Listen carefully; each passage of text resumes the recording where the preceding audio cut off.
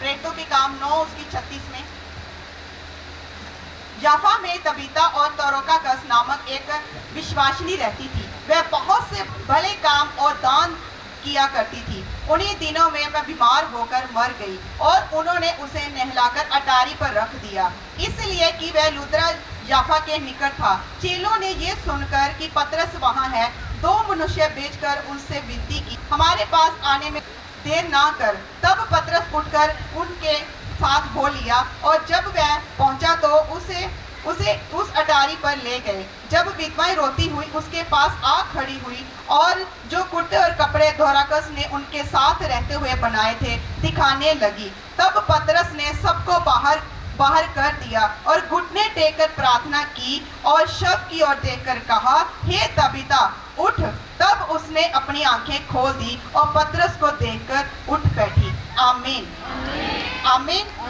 याफा गांव में एक तबीता नाम की एक विश्वासन स्त्री रहती थी, जो कि दान देने में एक बहुत अच्छा उसका दान देती थी। जब वो दान भले कामों में और बीज बोने में वो बेस्ट थी, जिसको हम कह सकते हैं वो स्त्री बेस्ट थी। और जब वो बीज बोती थी, भले कामों को करती थी, चर्च में जाती थी, उसी के दौरान वो बीमार हुई और वो मर गई। जैसे वो मरी और जो धर्मी जन थे उनको एक जोर का झटका लगा कि ये क्या हुआ, ये तो चर्च में एक अच्छी काम करती थी, ये भले कामों में अपने बीज को बोती थी, ये अच्छी स्त्री थी, ये विश्वासन थी, ये बड़े विश्वास के साथ चर्च भवन में आती थी, उसके कामों उसके सुसमाचार के लिए अपने बीज को बोती थी। और जब इसकी डेथ हो गई और विश्वासी और जो धर्मी जन थे वो घबरा गए, वो डर गए कि ये क्या हुआ। भागती हुई कलीसिया पतरस के पास पहुंची और उन्होंने कहा कि हे पतरस, इस विधवा के लिए प्रार्थना करिए, स्त्री जो मर गई है, इसको तो हमने नहला नुलू कर उसको फट्टे पर डाल दिया, अब इसकी दबाने की तैयारी है। लेकिन उसने लोगों ने कहा कि नहीं पतरस, ये अपने पास्टर से उन्होंने कहा कि पतरस ये मरनी नहीं चाहिए, क्योंकि ये भले काम करती थी, ये अपने बीज को, अपने दान को परमेश्वर के राज्य और उसके सुसमाचार में बोती थी। उन सब विश्वासियों ने, सब कलीसिया ने अपने पास्टर से पतरस से प्रार्थना की, विनती की कि आज इस स्त्री के लिए तू प्रार्थना कर। फिर पतरस ने क्या किया, उसका जो मरा हुआ शव पड़ा था, उसका जो शरीर पड़ा हुआ था, उसको अंदर कमरे में लेकर गए और उसके ऊपर प्रार्थना की। और वो प्रार्थना करने के बाद जी उठी। इसे ऊंची बात से गई आमीन। वो कैसे जी उठी? उसके बोने के द्वारा, क्योंकि वो भले, जहां पर लिखा है वो विश्वासिनी थी, वह बहुत से भले काम और दान किया करती थी। और जब उन्हीं दिनों में बीमार हो गई और वह उन्हें नहलाकर अटारी पर रख दिया। अटारी पर मतलब फट्टे पर डाल दिया, नहला नूर कर उसकी पूरी तैयारी कर दी। लेकिन देखो परमेश्वर ने कितना बड़ा काम किया, परमेश्वर ने उसके बोने को याद करके उसको जीवन दिया। आमीन। आज हमारा जो बोना, हम सोचते हैं कि नहीं हमारे पास नहीं है, हम कुछ नहीं करेंगे, घटी है, थोड़ा है, लेकिन फिर भी देखो ये विश्वासिनी स्त्री थी, विश्वास करने वाली, चर्च में जाने वाली, भले कामों को करने वाली, दान देने वाली लगातार, और परमेश्वर ने इसके बोने के द्वारा इसको नया जीवन दिया। आमीन।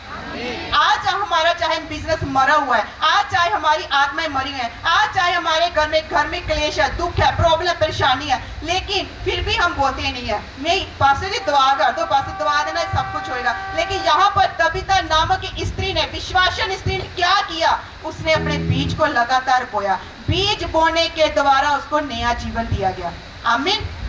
वो जीवित तो हुई, लेकिन पूरे गांव ने, पूरी कलीसिया ने विश्वास किया कि नहीं ये सच में धर्मी स्त्री थी, तभी इसके बोने के द्वारा आज ये जी उठी है।